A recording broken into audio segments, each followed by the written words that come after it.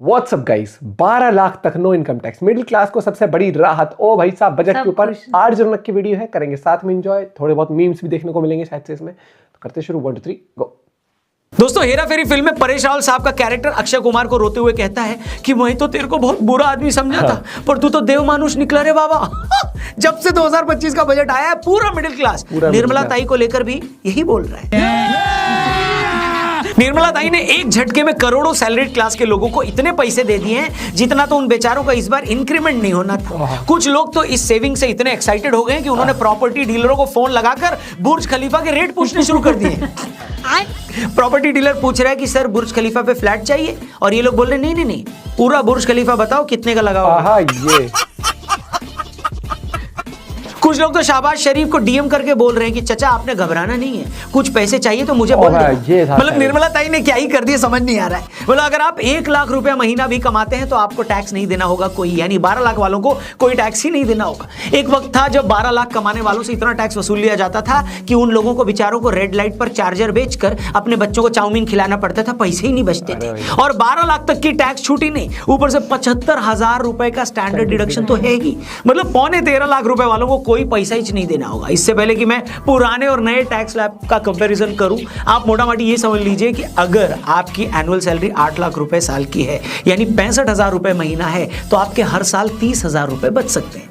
अगर आपका पैकेज 9 लाख है तो साल के 40,000 बचेंगे, 10 लाख है तो 50,000, 11 लाख है तो 65,000, 12 लाख है तो 80,000, 18 लाख है तो 70,000 और 25 लाख है तो साल का 1,10,000 रुपए बचेगा। मोटा मोटी जिन लोगों की सैलरी 50-60,000 से 2 लाख रुपए महीना है, उनके अगले साल से सिर्फ टैक्स के एक महीने में 3,000 से लेकर 10-11,000 बच सकते हैं। मतलब जितना इस सैलरी पर एक बंदे का साल का इंक्रीमेंट नहीं होता, उतना पैसा तो आप टैक्स में बचा लेंगे। दूसरे शब्दों में कहूं तो मार्च अप्रैल वाले इंक्रीमेंट से पहले ही सैलरीड क्लास का एक इंक्रीमेंट तो गवर्नमेंट ने कर दिया। अब आप चाहो तो पहले इसी बात पर आधा घंटा भंगड़ा डाल सकते हो, क्योंकि ये वही मिडिल क्लास है जिसको वित्त मंत्री से सबसे ज्यादा शिकायत थी। वो बेचारा यानी मिडिल क्लास यही सोच रहा था कि सरकार या तो बड़े बड़े बिजनेसमैन की परवाह करती है या उन गरीबों की परवाह करती है जो उनके वोट बैंक है। हमें क्या मिलता है हर बजट में? घंटा।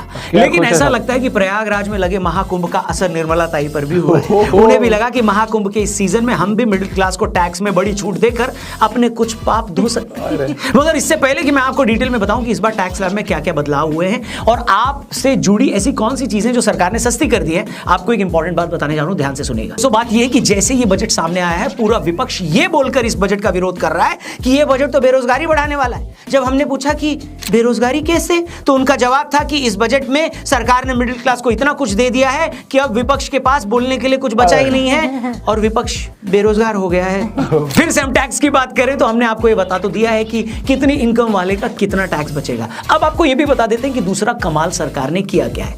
अब से पहले 0 से 3 लाख तक वालों को कोई टैक्स नहीं देना पड़ता था, अब 4 लाख वालों को कोई टैक्स नहीं देना होगा। पहले 5 से 7 लाख वालों को 5% टैक्स देना होता था, अब 4 से 8 लाख वालों के 5% देना होगा। लेकिन सरकार ने इनकम टैक्स के सेक्शन 87A के हिसाब से आपका ये टैक्स भी माफ कर दी। इस तरह से नए टैक्स रिजीम में 8 to 12 लाख की इनकम पर भी 10% टैक्स है, लेकिन सरकार इसे भी 87A के अंडर माफ कर दी।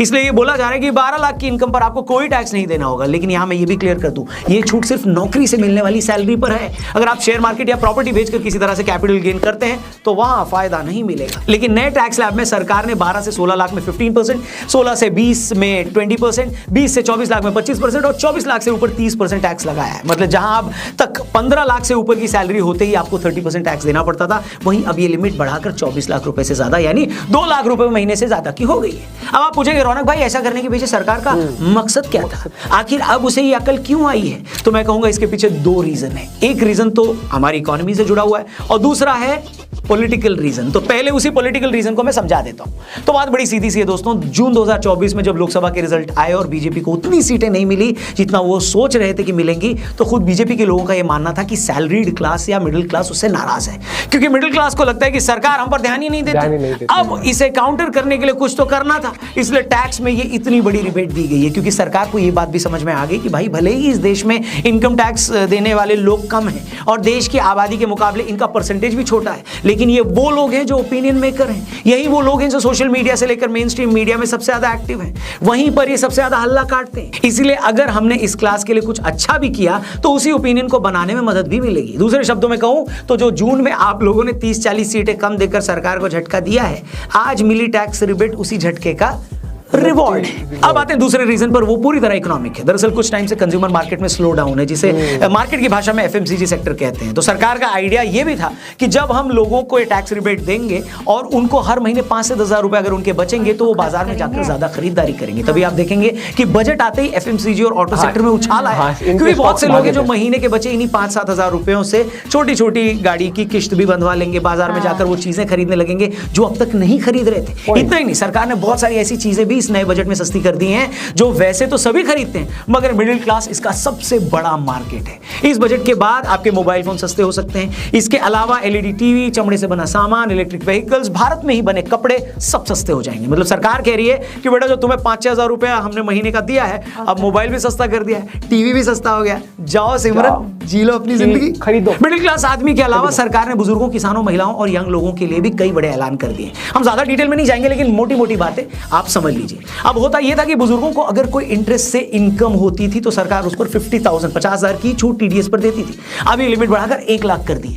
जो लोग टैक्स फाइल करना भूल जाते थे वो पिछले 4 सालों का आईटी रिटर्न एक साथ फाइल कर सकते हैं। सबसे बड़ी बात, सरकार ने बहुत सारी कैंसर की दवाइयां सस्ती कर दी। अगले 3 साल में भारत के सभी जिलों में कैंसर के डे केयर सेंटर बनाए जाएंगे। इस साल बिहार में इलेक्शन है तो सरकार ने बिहार को इतना कुछ दे दिया है कि शहबाज शरीफ भी प्रेस कॉन्फ्रेंस करके बोल रहे हैं कि पाकिस्तान भी बिहार में ही आता है और उसका असली नाम पश्चिमी बिहार है। अरे भैया, सरकार ने बिहार में national institute of food technology बनाने का ऐलान किया है। बिहार आईआईटी को एक्सपांड करने का भी प्लान है। बिहार को ही ध्यान में रखते हुए एक मखाना बोर्ड भी बना रहे हैं। हालांकि राहुल बाबा कह रहे थे कि मखाना कौन खाता है, बनाना ही था तो चिली पनीर बोर्ड या फिर मलाई चाप बोर्ड बनाया जाता है कि नहीं।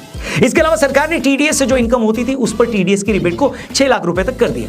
किसानों के क्रेडिट कार्ड की लिमिट को 3 लाख से बढ़ाकर 5 लाख कर दिया। अगर कोई किसान डेयरी और मछली पालन करना चाहता है तो उसे 5 लाख रुपए तक का लोन भी मिलेगा। युवाओं के लिए अगले 5 साल में मेडिकल की 75,000 सीटें बढ़ाई जाएंगी। देश के 23 आईआईटी इंस्टीट्यूट्स में देश में 6500 सीटें बढ़ाई जाएंगी। वहां पर सभी सरकारी मिडिल स्कूलों और प्राथमिक स्वास्थ्य केंद्रों को ब्रॉडबैंड से कनेक्ट किया जाएगा। युवाओं के लिए अगले 5 साल में मेडिकल की 75,000 सीटें बढ़ाई जाएंगी। एमएसएमई के लिए लोन गारंटी की लिमिट को 5 करोड़ से बढ़ाकर 10 करोड़ कर दिया गया। मुझे पता है आप में से कुछ लोगों का इंटरेस्ट टैक्स स्लैब और टैक्स में मिली रिबेट के अलावा किसी चीज में नहीं होगा, और वो मैं समझ भी सकता हूं क्योंकि हम सब ऐसे ही हैं। लेकिन कभी कभी हमारे लिए एज ए कंटेंट क्रिएटर ये बताना जरूरी हो जाता है ताकि आप सबको पता लगे कि एक बजट कितने लोगों को इंपैक्ट करता है और कैसे ये बजट देश की तस्वीर बदलता है। ओवरऑल जितने भी एक्सपर्ट्स को मैंने अब तक सुना है वो बजट को अच्छा ही बता रहे हैं। बाकी आप लोग बताओ ना दोस्तों, स्पेशली सैलरीड क्लास अगर देख रहा है, हेलो, आप टैक्स में इतनी रिबेट पाकर खुश हैं या आपको लग रहा है नहीं अब भी कोई कमी रह गई है और आप मन में सोच रहे हैं कि यार निर्मला ताई अगर हर महीने 5100 रुपए का शगुन भी हमारे अकाउंट में जमा करा देती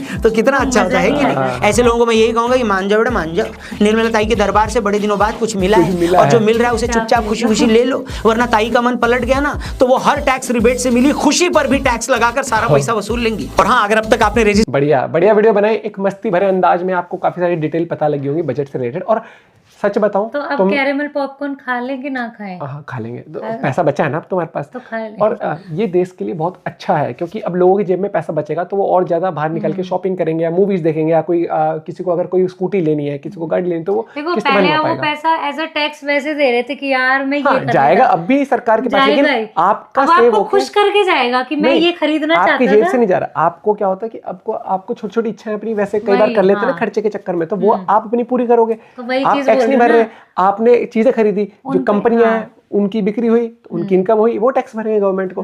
तो इस तरीके से है। और ओवरऑल बात करें तो गवर्नमेंट के पास टैक्स जाएगा, लेकिन ये कि एक आम जनता के लिए, मिडिल क्लास के लिए, सैलरीड पर्सन के लिए उनको खुश करके जाएगा, उनके लिए अच्छा है। और सिर्फ 12 लाख तक के लिए नहीं, मैं कहूँगा कोई 20 लाख 30 लाख कमाता है उसके लिए भी अच्छा है, क्योंकि जहाँ जितना टैक्स बढ़ता है उसका और थोड़ा कम हो जाएगा, कुछ ना कुछ बचेगा ही। और जितनी ज्यादा तनख्वाह उसका ज्यादा टैक्स, मान लो किसी का मतलब 7-8 लाख रुपए जा रहा होगा टैक्स एग्जाम्पल, तो उसका अब 7 की जगह एग्जाम्पल 5.5 या 6 जाएगा, तो उसका बच गया 1 लाख रुपए, महीने का 10,000 बच गया उसका भी।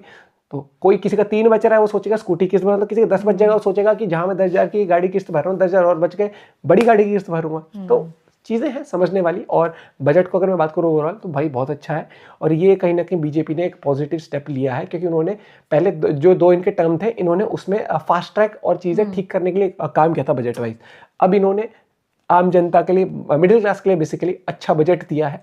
और सिर्फ मिडिल क्लास ही नहीं, एक आम जो आम भी नहीं कहूँगा मैं, नॉर्मल जो कंपनियां हैं उनके लिए भी अच्छा है, और एक आम कंपनियां क्या होता है कंपनियों के लिए भी, और प्लस जो नॉर्मल जनता है जो छोटे मोटे बिजनेस भी करती है एग्जाम्पल, उनके लिए भी अच्छा है। क्यों?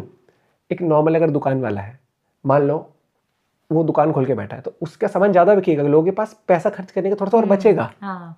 तो ये नहीं है कि कोई ओला की स्कूटी बेचता है या कोई महिंद्रा की गाड़ी बेच रहा है उनका फायदा हो रहा है, नहीं, यहाँ पर एक नॉर्मल एक गोलगप्पे वाला भी होगा, वो भी एक नॉर्मल कपड़ों की दुकान वाला होगा, उसके लिए भी क्यों, क्योंकि जब आम इंसान पैसा बचे तभी तो उन दुकान में और थोड़ा खुला। मैंने 3 सूट रख रखे जैसे थे ये सिलवाने के लिए, अब देखिए इसके साल के 3 दिन फिक्स है गोलगप्पे खाने के, तो अगर टैक्स बचेगा एग्जांपल, तो अब ये साल के 8 दिन खा पाएंगे। नहीं, टेलर से आया 3 सूट रखे हैं सिलवाने, अब देखे होंगे। मिलते हैं आपसे वीडियो के साथ, बाय बाय, टेक केयर।